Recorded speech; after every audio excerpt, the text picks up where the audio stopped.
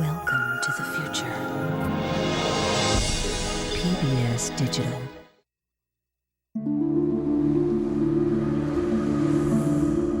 Sea monsters, the stuff of nightmares. But for cameraman Bob Cranston, they're almost an obsession. He dives into the depths of the open ocean to encounter a creature called the Humboldt squid.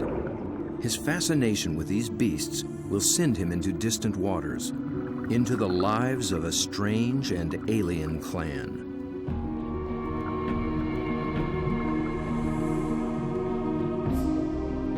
They are masters of disguise.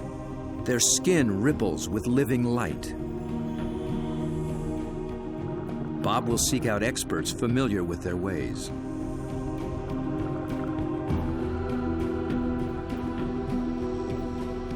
And he takes up a dangerous quest to connect with the fearsome Humboldt down in the dark.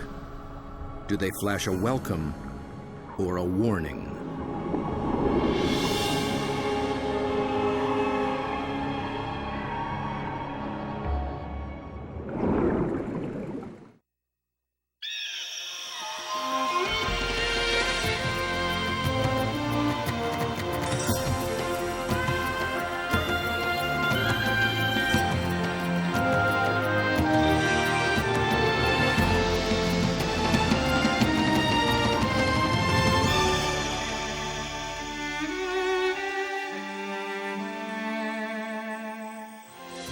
Major funding for nature is provided by Canon, dedicated to preserving the never-ending beauty of nature.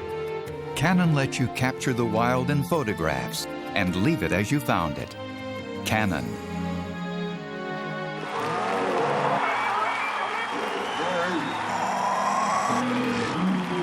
And by the new Ford Escape Hybrid, appreciated by audiences everywhere. Ford, built for the road ahead. This program was made possible by contributions to your PBS station from viewers like you. Thank you.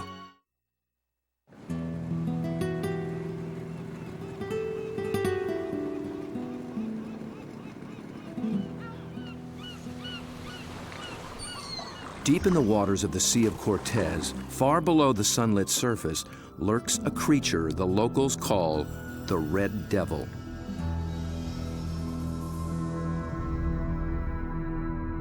It is armed and dangerous. Its writhing limbs come equipped with 1,000 suckers, each full of flesh-tearing teeth. These devils come in the dark of night, rising from the abyss to within a few hundred feet of the surface. They are large, aggressive, in-your-face squid called the Humboldt. They're one of the most formidable predators in the ocean, and almost nothing is known about them.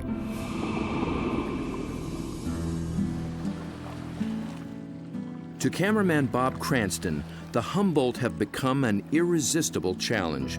He's one of the few who've descended into their midst, at depths where others fear to follow. But his last encounter was a close call. It was 3 years ago in these very waters. Bob's goal was to film these beasts up close in the open ocean. The usual white filming lights create a circle of light that acts like a wall, keeping the squid at bay. So Bob descended with red lights that diffuse almost immediately.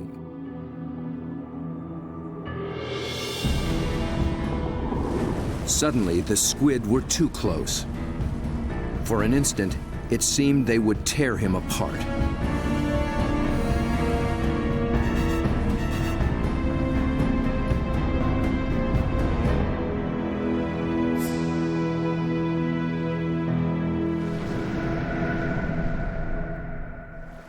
It was an intense encounter that only fueled his fascination for the Humboldt. They came right for me with no fear. That got my adrenaline going. Suddenly, I was really interested in everything about these guys. I wanted to meet more of their kind. Squid and their relatives live in every ocean. Getting to know the family will take Bob on quite a journey. And if diving with red devils is anything to go by, he'll need the help of some top-notch guides.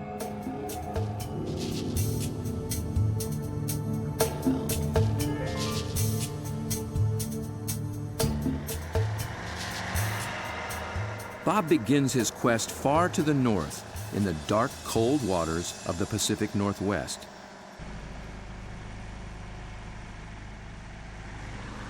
In the maze of bays and inlets along the coast of British Columbia, there dwells the giant of its kind, but it's secretive and very hard to find. Bob's asked Dr. Peter Ward for help. Peter is a paleontologist and an expert on the origins of this creature. He has decades of experience in these waters, and there's no substitute for local knowledge. So Bob, I got some maps of the underwater area we're going to go see tomorrow. Cool. The nice thing about this, these are really high quality side scan sonars, and they give images in great detail. From these, we can pick out caves or dens, really, where the creatures that we seek can be found. Face to face with my camera. Whatever. Bob's been filming underwater for more than 30 years. He's one of the best at very difficult diving. It's a rebreather, a closed circuit rebreather. The CO carbon dioxide is pulled out, add a little oxygen, it comes back and you breathe it, same as the guys who walked on the moon. It's really cool. I can stay down there with the creatures and film them for as long as I can stand the cold. The water registers 47 degrees. Without a dry suit, a diver could slip into unconsciousness from the cold in just half an hour. Waterproof zipper. Same zipper they use in spacesuits. Only in a spacesuit, I think they pressurize it. In this suit, you get vacuum packed. Get all these fancy lights. I think that one means low. Getting a little warm. Gotta get in the water soon.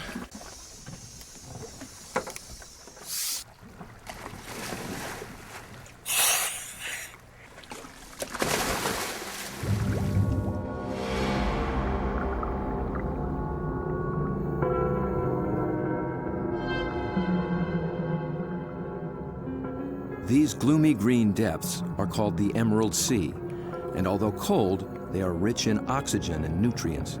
The combination allows creatures to reach enormous size.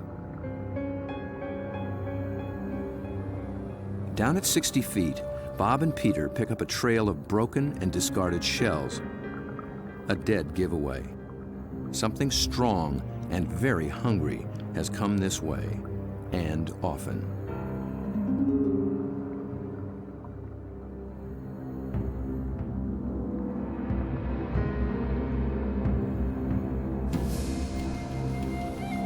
The crab should show more caution. It's up against a devious and determined predator.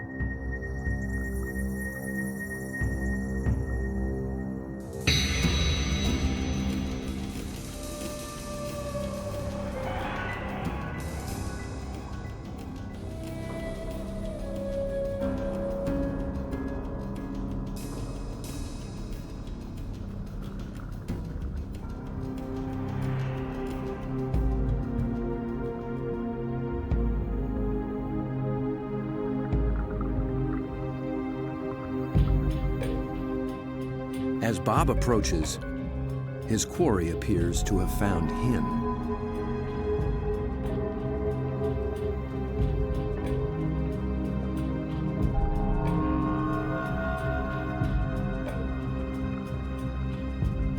A giant Pacific octopus.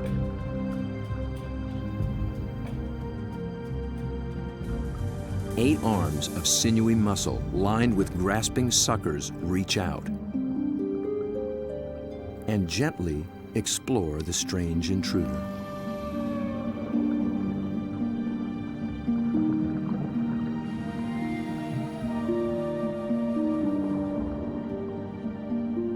A giant can reach 20 feet from arm tip to arm tip, and weigh in at 200 pounds. It's the largest octopus in the great clan called the cephalopods, the group that unites the octopus and squid. It's an ancient tribe, the first large predators in the sea. To this curious female, we're a brand new species.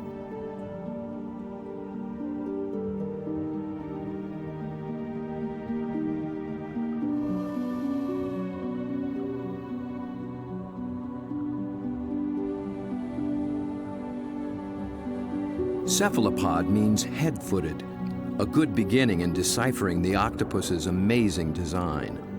The head and body are encased in a large, soft sac, and the foot, derived from its distant relatives, the clams and snails, has become a siphon, a water jet to propel it in any direction.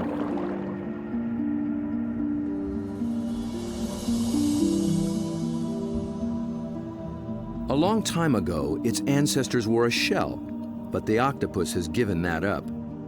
Yet for creatures with such tasty flesh, the lack of protection presents a problem. The cephalopod solution? The most extraordinary skin in the animal kingdom. In an instant, it can change color, pattern, and texture. And with no bones to confine its shape, the creature can virtually disappear.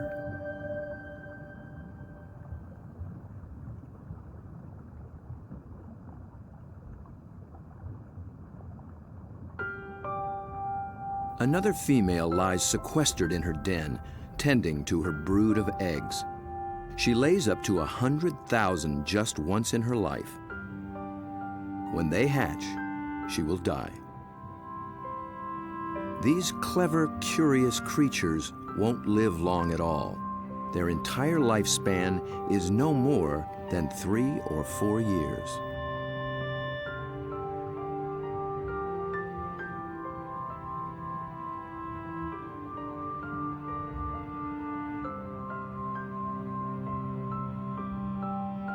The transparent babies are no bigger than a grain of rice, but within a year, they'll be giants.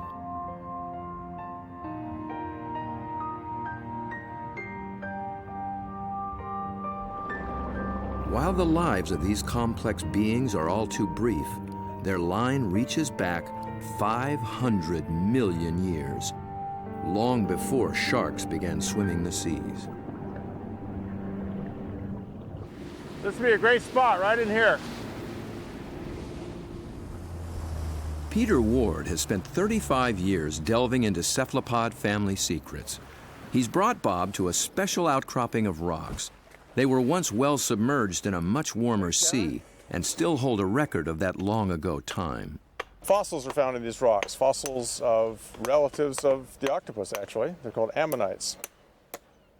And how old are they? 80 million years in age. 80 million years. That's true. That is old. Back in those days, cephalopods made beautiful curved shells. And if you dig long enough and hard enough, you can find some beautiful stuff. This is an ammonite. It's a fossil that is actually the direct ancestor of octopus.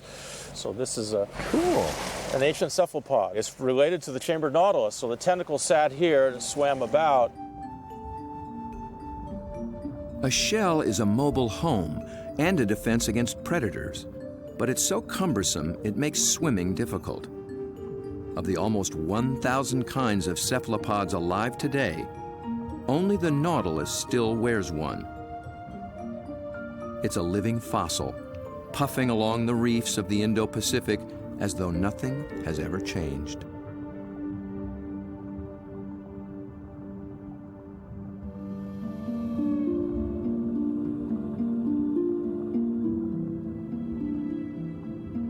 Bob returns for one last dive with the octopus.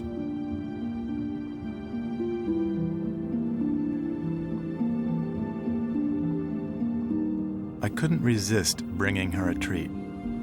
All cephalopods are carnivores, and they love crabs. This creature actually reached out to me. I could sense her interest, her intelligence. I could see it in her eyes. There's something about the eyes of these animals just draw human observers in, and especially with the octopus and the cuttlefish, they definitely make visual eye contact with you and maintain it. Dr. John Forsyth studies these creatures' amazing physiology and complex behaviors. And I've come in and played games with octopus where I'll duck down and they'll raise up and look at me, and then I'll raise up and they'll duck down, and this will just go on for 15 or 20 minutes. Like this guy, I can barely see him over there, but when I look up, see, he's coming up. Because I think they look for our eyes. I think they try to make contact with our eyes as well. And I think that's what draws us into watching these animals. Whereas a fish, sometimes I look at a fish and I'm not sure where it's looking. They just have these blank, cold stares. But with a cephalopod, it's really never like that. At the National Resource Center for Cephalopods in Galveston, Texas, John maintains quite a collection. There are several kinds of octopuses, a school of small squid, and another relative, the cuttlefish. For John, the eyes of a cephalopod are not just the windows to its soul. They tell you a lot about how the animal lives. The octopus has a rectangular pupil that captures light reflected off the sea floor. Squid's large round eyes are adapted to seeing darting prey in the twilight of the open ocean. Cuttlefish dwell in both worlds, and their complex eyes can actually change shape to accommodate their travels.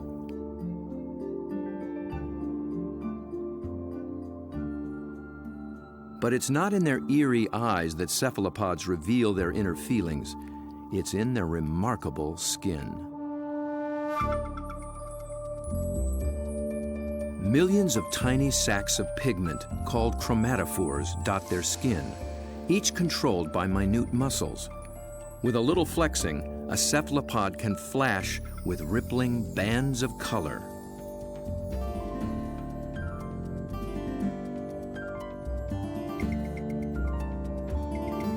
Any sort of excitement, danger, desire, aggression, passion, and their skin lights up.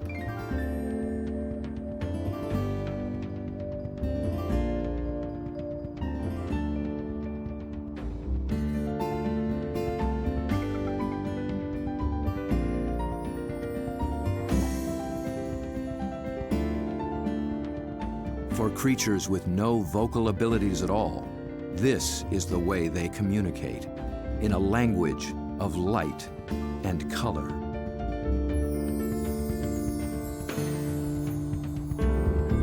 And like an octopus, a cuttlefish can transform its texture, matching its surroundings, hiding in plain sight. Given their camouflage capabilities, it's no wonder we're still learning just how many kinds there are.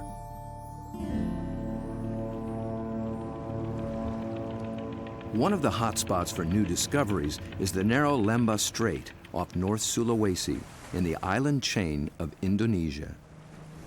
It's a pretty scenic spot. They put it out for this joint, isn't it? I mean, it's magical. John and Bob have come here looking for new species of cephalopods. It's a place primed for strange adaptations. In the shallow, warm water, light and temperatures remain constant, but the channels, inlets, bays, and lagoons create many small separate habitats, and that leads to high diversity.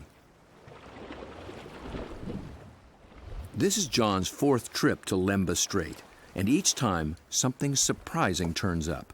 He's brought Bob to a spot called Ritaklari, which in local slang means the muck.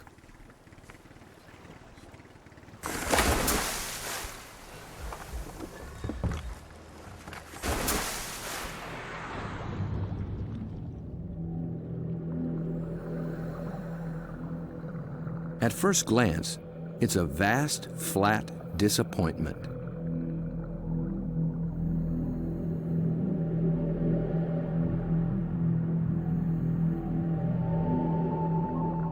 But wait here quietly, and a lot of what looks like sand begins looking back.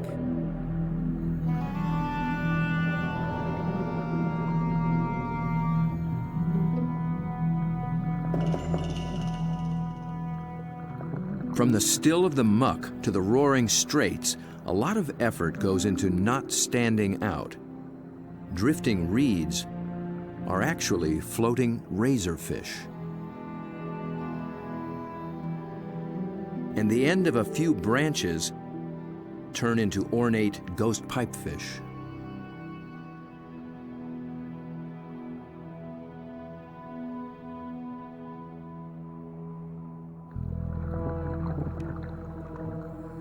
Out in the high-speed tides and swirling eddies, fish work hard to keep their footing, digging into the bottom with spine-like fins. But even creeping along on the seafloor, you still have to make a living.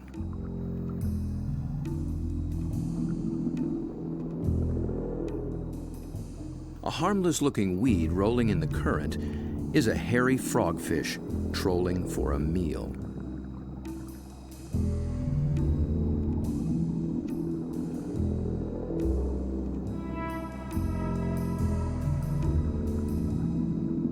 It comes equipped with its own strange lure.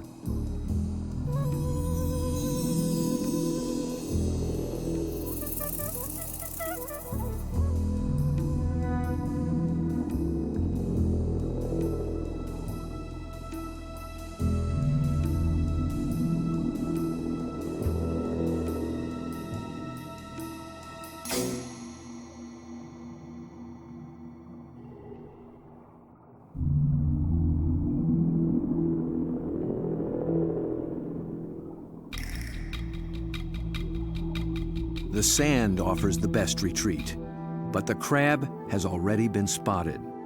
A marginated octopus is the perfect little predator here. Good camouflage, good eyesight,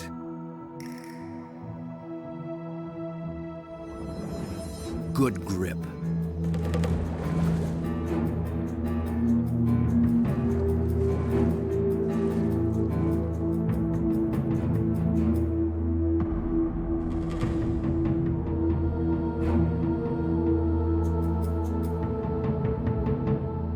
The soft-bodied octopus has one more weapon up its sleeve to subdue the crab's claws: venom.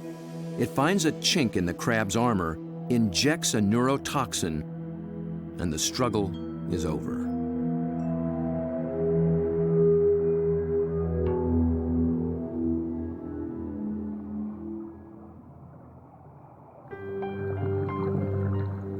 In such an open setting, the trick for every creature is to find some place to hide.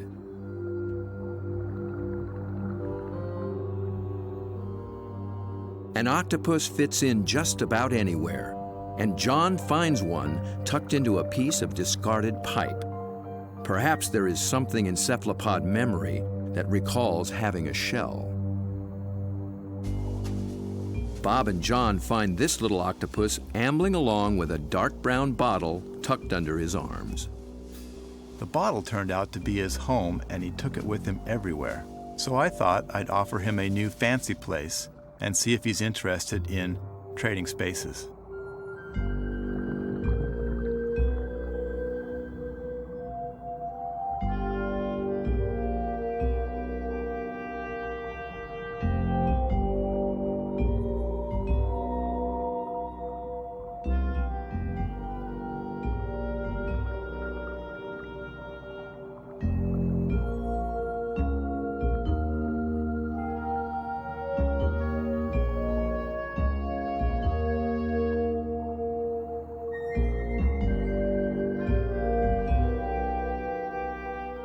I began to worry he might get confused by this clear glass and wouldn't remember how to get back out.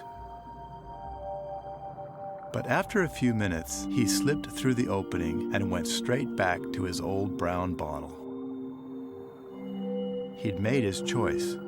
I think the clear glass was a little too bright, and besides, there's no place like home. especially when you can take it with you.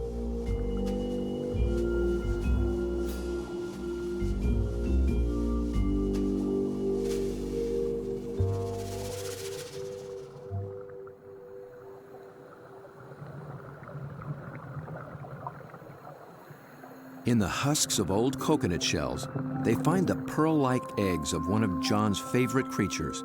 It's a tiny cuttlefish that's seldom seen after it hatches. It remains so small and well camouflaged that it takes great practice to find it.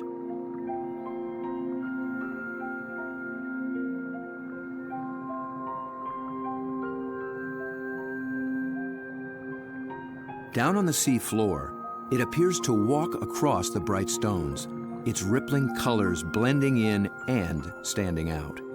It's called the flamboyant.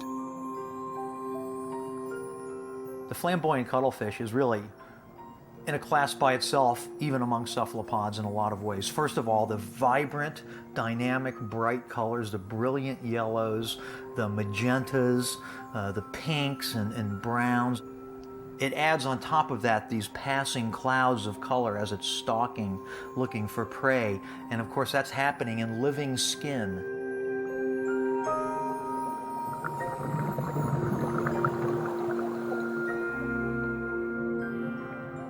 A lot of these animals are surprisingly bold. The flamboyant actually seems to like being under the lights. It begins hunting as soon as we start filming.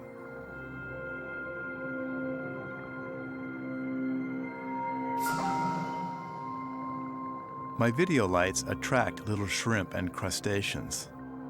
Perhaps the cuttlefish can even see better in the lights as well.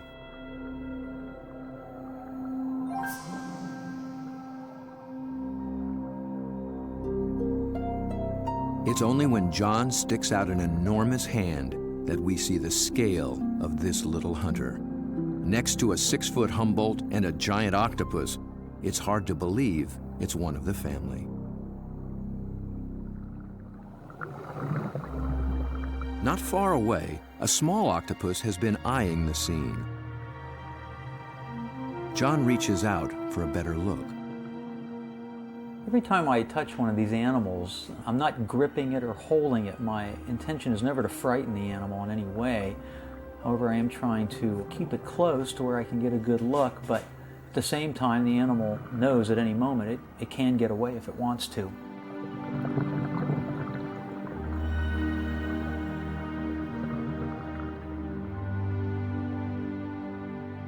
This octopus gets away all too soon. John thinks it may be a brand new species never seen before.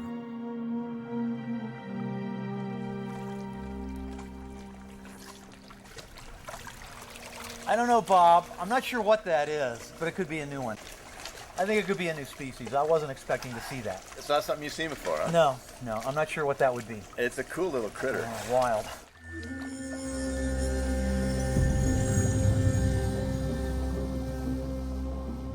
The waters of Sulawesi are full of new discoveries, and one is an octopus designed with a special brand of disguise. It lives in the same waters as the banded sea snake, whose bold stripes announce its potent venom.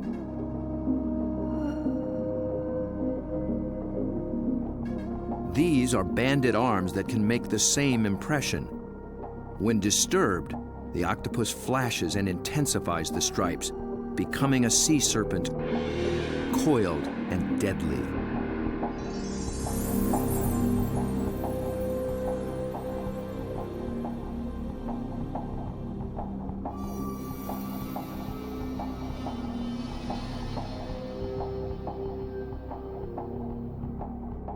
The creature has not yet been named by science, but it is known to be a fraud. It's a shy nocturnal octopus, and unlike the snake, its venom is virtually harmless. Its stripes are simply a ruse to intimidate would-be predators.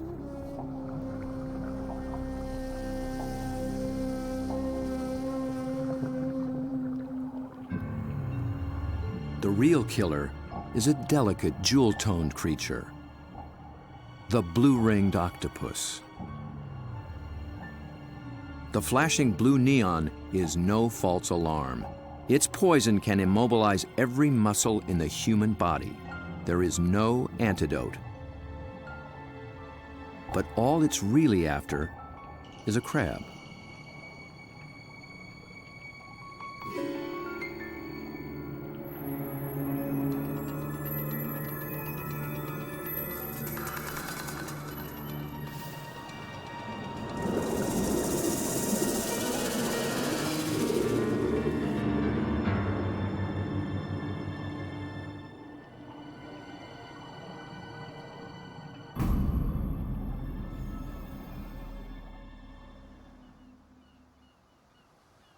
The blue-ringed is notorious along the coast of Australia, but it's one of Dr. Mark Norman's favorites. As curator of marine invertebrates at Museum Victoria, his fieldwork in all 7 seas has revolutionized what we know about cephalopods. It's really hard to estimate how many species of cephalopods, or in particular octopuses, we have worldwide, because we're still in the period of discovery. They thought there was about 100 species of octopus in the world, and we've found 150 new species in the last 10 years through the Indian and Pacific Oceans and Australia and up through Asia.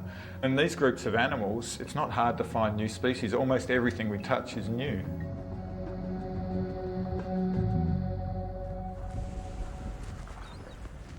Bob wants to get close to the blue ring in the wild.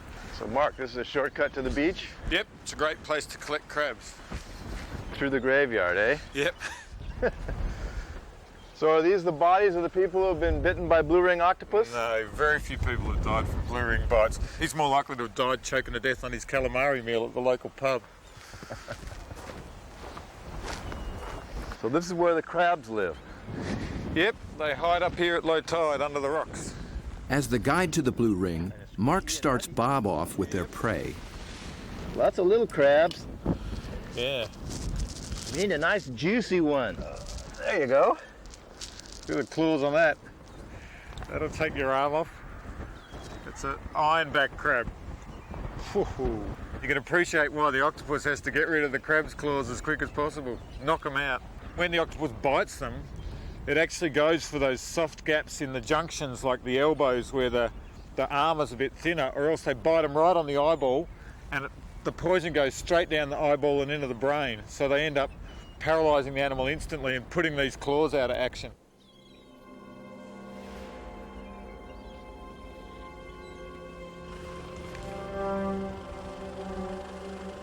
The dive begins after dark, when blue rings are most active. And it's not off some wild, remote beach. The deadly blue ring lives just beneath the town pier.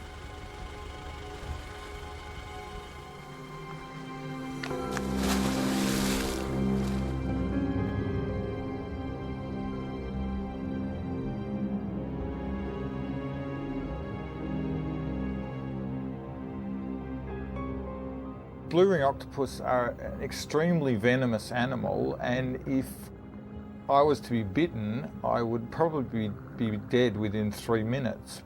Your body would start stiffening up and you'd lose the capacity to breathe, you'd lose the capacity to wave or walk or run away, you'd run out of oxygen and you'd suffocate.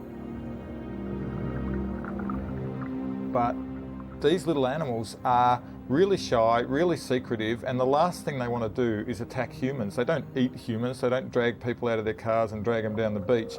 They just feed on crabs. But tonight, not even a crab could catch its attention. This is a male, and he's just found a female. 2 wild blue rings are preparing to mate.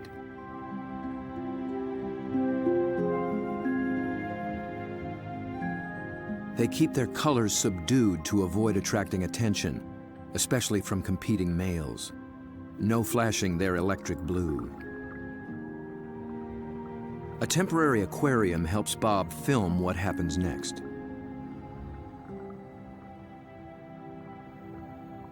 After a few minutes of courtship, the male gently slips a special arm into the female's gill slit. He's depositing a packet of sperm, which she will use later to fertilize her eggs.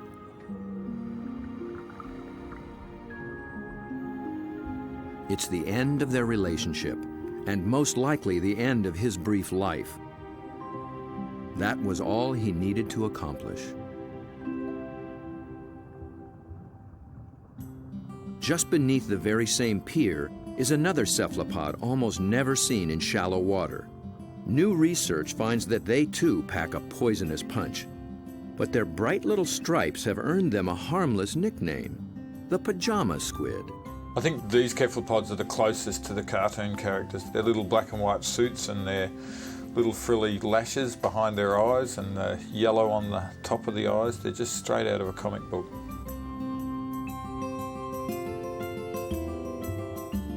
The pajama squid seem to have taken a cue from the blue rings.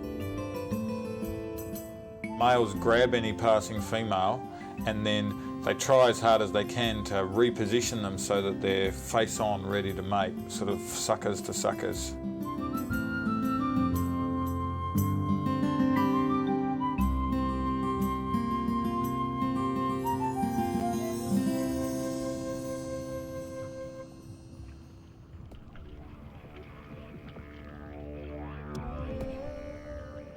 The mating season is also picking up off Australia's southwestern coast. In one small bay, giant cuttlefish have begun to assemble. They leave deep water and enter the shallows once a year for 3 to 4 weeks.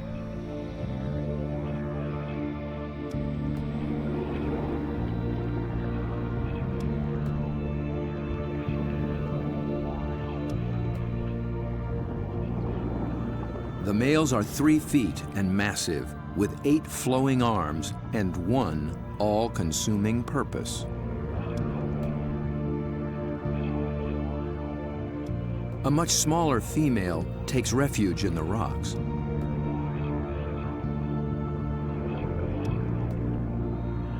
The males waste no time taking on their rivals. They flash and ripple with aggression. Their control is so subtle that they can isolate and flex just the flank facing the opposing male. The other flank communicates a solid, dependable side to any nearby female.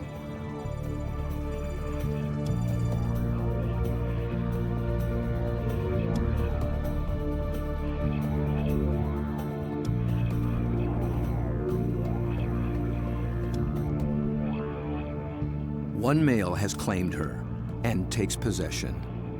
He'll guard her now, keeping her beneath him until she is ready to lay her eggs. Jules, you around here somewhere? Bob is heading for this far-flung coast, but before diving with these giants, he needs to brush up on the subtleties of cuttlefish communication. This is a crazy place to meet a scientist. Julian Finn is a leading expert on the intense social dynamics of the cuttlefish. He comes to this junkyard to scrounge up special equipment for an interesting experiment. Hey, Jules. Over here, Bob. Oh, okay. Oh, there you go. Yeah, it's You into old cars? Oh yeah, I love them. I've got a number of old cars and plenty of treasures in this place. Cuttlefish speak a visual language, Yeah, for and sure. Julian What do you got? wants in on the conversation. Cars, but also got a few ideas about making something to use on these cuttlefish in Whyalla, trying to get a bit of a different shot. So Looks like junk to me. Meanwhile, the cuttlefish continue to gather.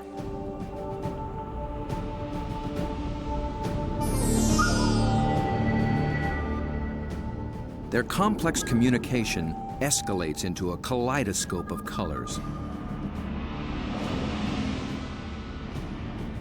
Opponents toss each other in the rolling tide, and things start getting rough.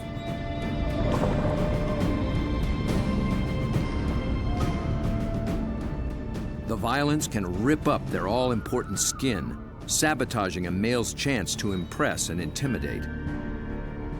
And someone's nursing a torn-off tentacle.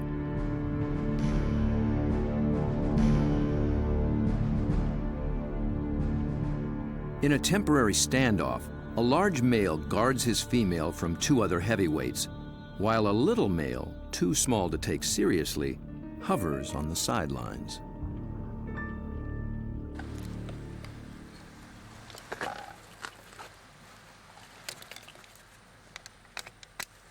The two males on shore get set to join the fray. Well, here you go, Jules. I just wanted you to know that my camera's bigger than yours. Mine's a bit different than yours, too. Well, yours has a hubcap on the front of it. What I'm hoping to do is film the male's reaction to another male. But instead of having another male there, I'm going to have its reflection. It's when males are the same size that trouble starts, and Julian will present one with its very own reflection. He's studying the displays and the intense competition. He intends to provoke a fight. He approaches a large male who immediately responds.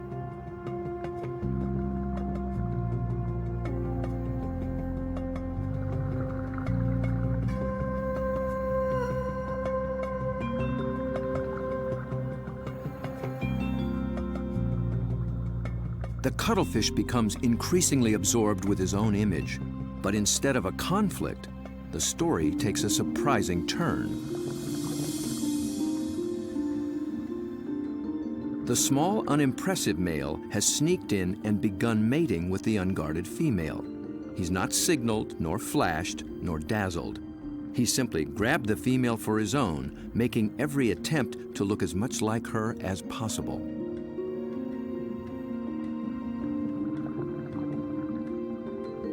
The aggressive male makes no headway with the mirror and finally moves off to resume his duties.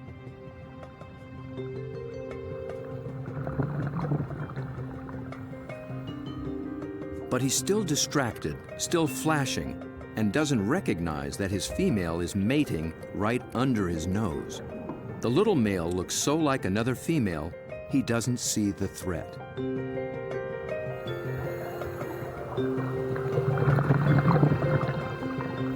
At last, he senses something's wrong and moves in to reclaim his female.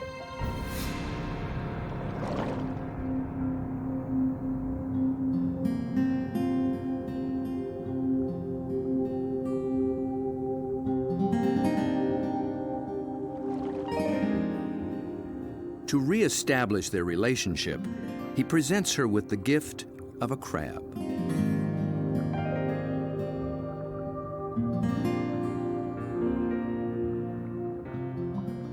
With so much going on in cuttlefish society, Julian will be experimenting for a long time to come.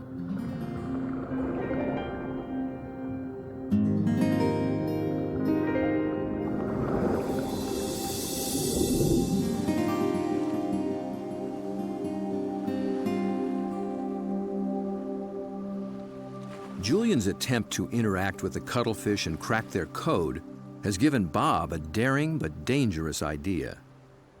Deep in the waters of Mexico, the mighty Humboldt squid flash their own mysterious signals, and Bob is determined to dive with them again. He intends to engage these aggressive predators by imitating their behavior with a display all his own.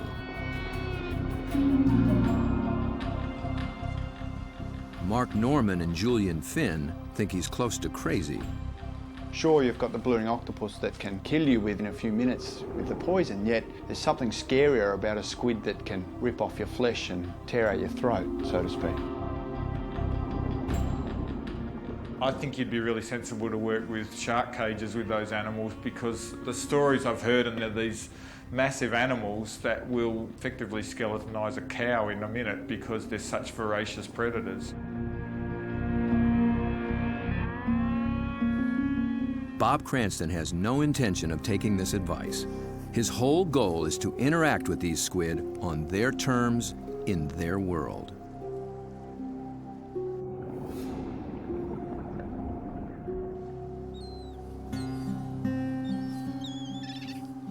In the small town of Santa Rosalia, on the edge of the Sea of Cortez, being a fisherman takes a certain courage. lose people, you know, every other year. Somebody dies. I had a friend that they found floating in the ocean last year. It's lucky they found him because you know they're carnivorous. They'll eat you. I mean, they will eat you. The squid will eat you. The squid will eat you. If you fall into the ocean, they'll get you with their tentacles. You'll drown, and then they'll, you know, all the rest of them will just eat you.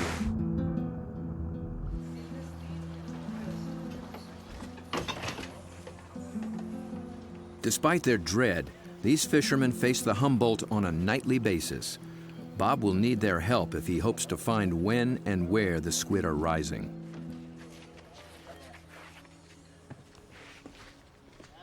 Alberto. When the Humboldt flash on and off, Bob intends to flash right back. Yo no sé. This is a flashlight, big flashlight for squid. We're gonna. Estos loco, see?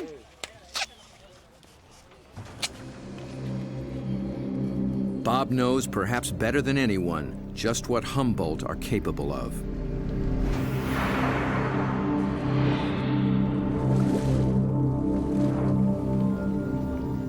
But it's not fear that he feels. It's an intense fascination for such alien creatures in a world so different from our own.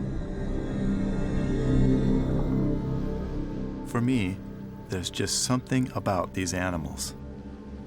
Maybe it's because this type of diving in itself is a great challenge. It's hard to work at these depths. I've managed to go down and physically touch these fantastic creatures, but somehow they're the ones that have taken a hold of me.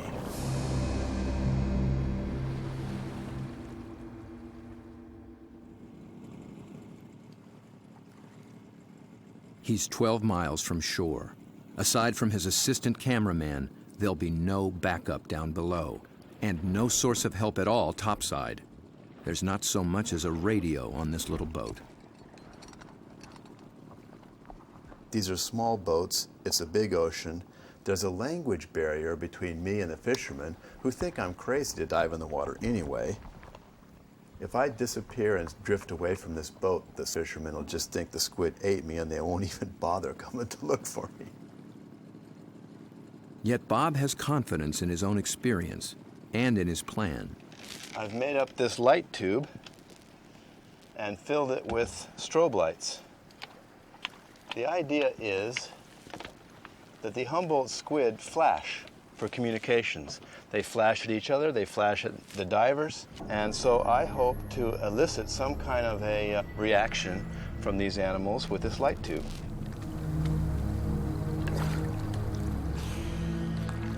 Beneath the boat lies 1,000 feet of open water and sea monsters.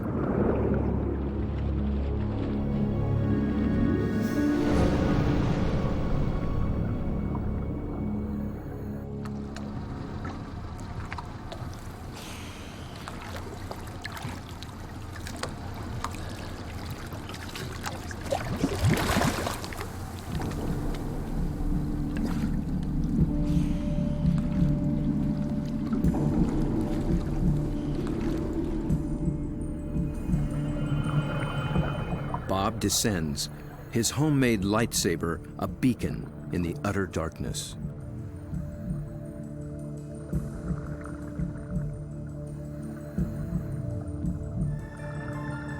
Right away, there's a complete surprise. Mobile arrays. They're seldom seen in a school like this. Already the night has taken on unexpected possibilities.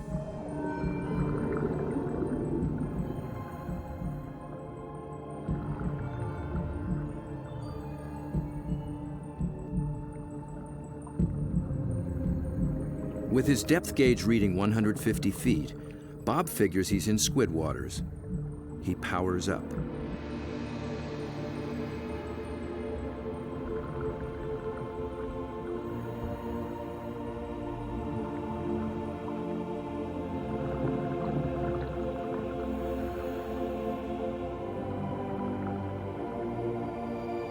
A giant swarm of pink krill mobs the lights. Suddenly, Bob's in the middle of a midnight feeding frenzy.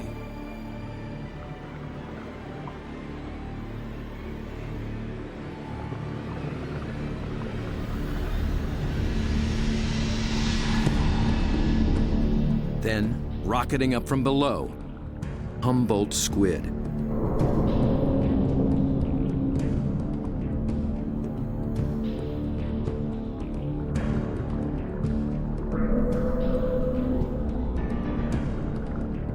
They're flashing red and white. Bob tries to get clear of the krill into better visibility. And he's caught the squid's attention.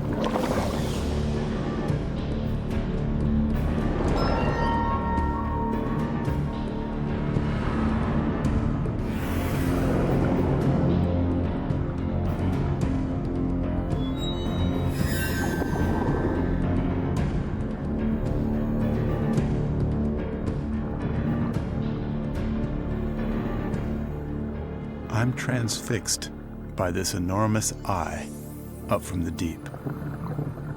I can sense this creature thinking, but I can't imagine what.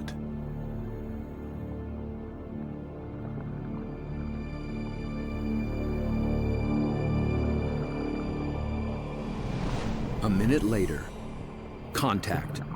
The squid grabs hold, testing the light the only way it can.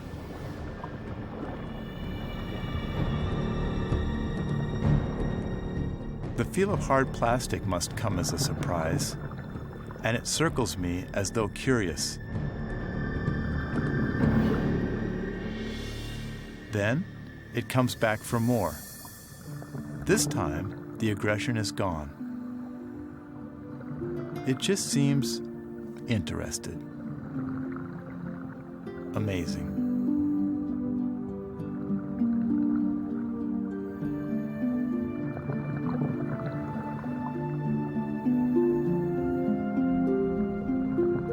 We play for a moment.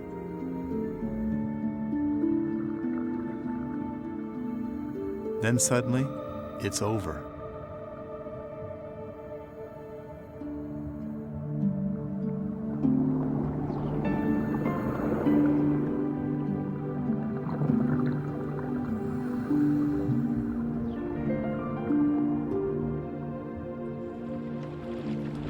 The fishermen are relieved just to see me alive. But I climb back in the boat, knowing something remarkable has just happened. I danced with the devil down in the deep, and I'm already thinking about the next dive.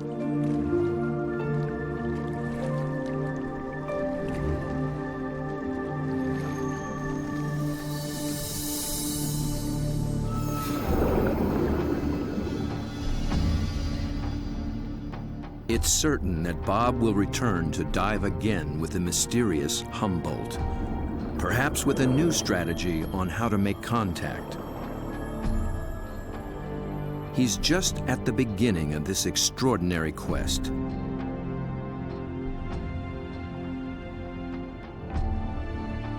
But who will he meet next time in the waters below? Friend or foe? Stay tuned for what's coming up next on Nature. But first,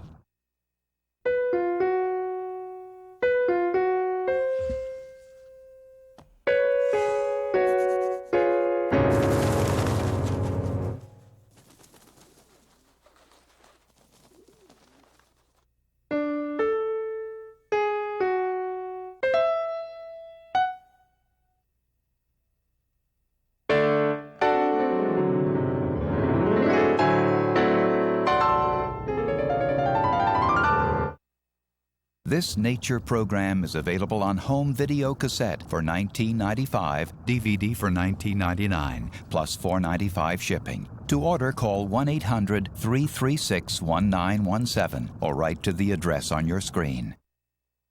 Major funding for Nature is provided by Canon, dedicated to preserving the never-ending beauty of nature. Canon lets you capture the wild in photographs and leave it as you found it. Canon.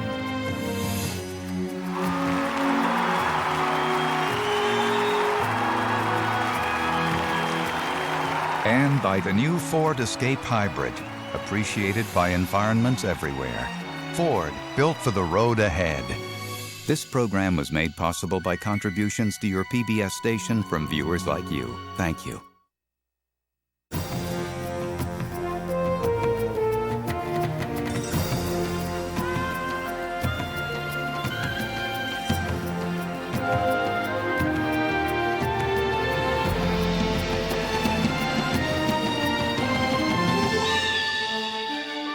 Next time on Nature, the Red Centre, Australia's most forbidding landscape. Here, even the weather is lethal. But there is one who is built to contend, the red kangaroo.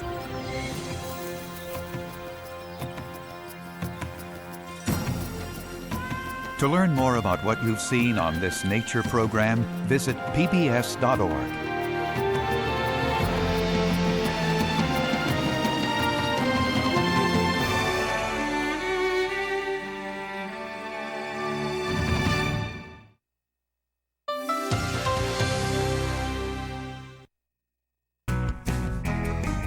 I am PBS,